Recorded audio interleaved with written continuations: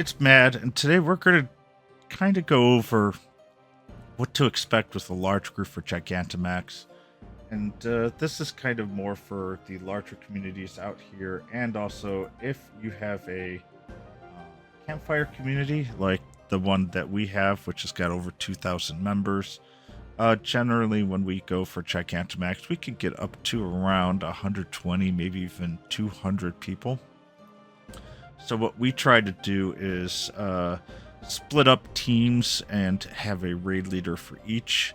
Our area will usually get around 100, and sometimes it's 100 per day. And we will kind of explain to you what should you expect and what should you do, and how we will try and prepare for the battle. So before the event starts, we always kind of ask if you could arrive a little early, just so we could start the splitting a little earlier and be more efficient with our time. Generally, if say it's a 2 p.m. start time, if you get there around 1:45, then we can really start getting people separated. Our groups will separate teams into two colors. One of them is going to be with the stronger Gigantamax and Dynamax Pokemon, and the other one's with the weaker. And our goal is to try to create even teams throughout. We will split you up, but the goal is to ensure that each and every group will succeed. At least our group doesn't split up adults and children, obviously. And we will try, if possible, if you're with a group and we kind of split the group in half, we'll try our best to make sure that the group gets back together once we form our groups. This does usually take 15 to 20 minutes. And so that means if it's 2 o'clock start time, we will probably start around 2:15, 2:30. And I apologize for some trainers that say, oh, we've only got an hour or less because of work or whatnot. And we do this to try to make it as fair as to as many trainers as possible. And also, if you are late to the before, after the sorting, you will slow down the rest of the group as well, and that will just add more time. So the responsibilities of the raid leader, like myself, we will try to quickly go over basic strategy. We ensure that each trainer, to the best of our ability, gets into the raid.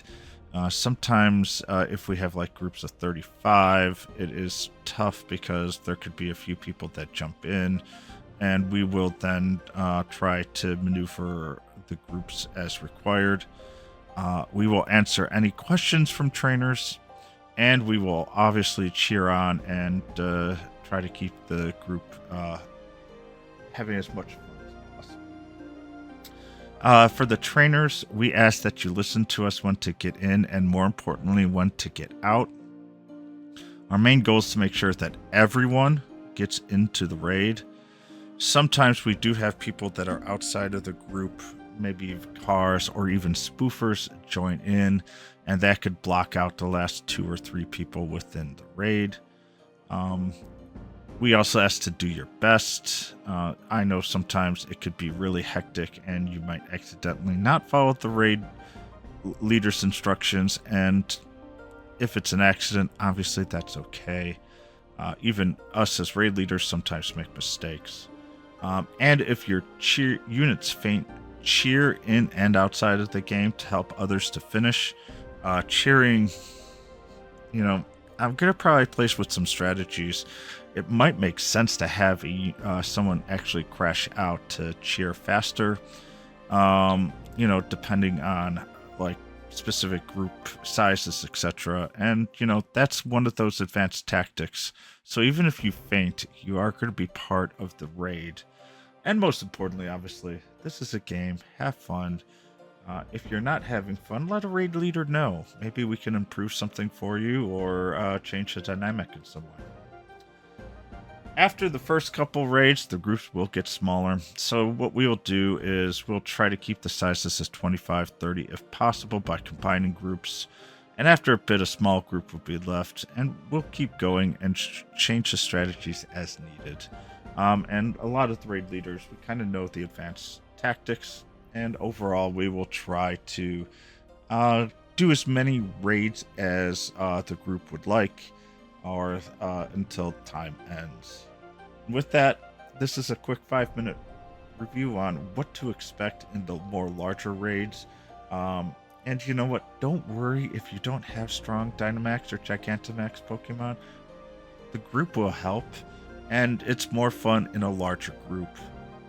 I do know that some of you are outside of the groups, but if you look at Campfire, you may be surprised that there might be a group within 30 to 45 minutes, and at least getting your first Gigantamax really does help overall. And maybe there's even a group closer that you didn't know. But with that, that's all I have. As always, please like and subscribe, and I'll always try to do better next video for you trainers. Thank you very much.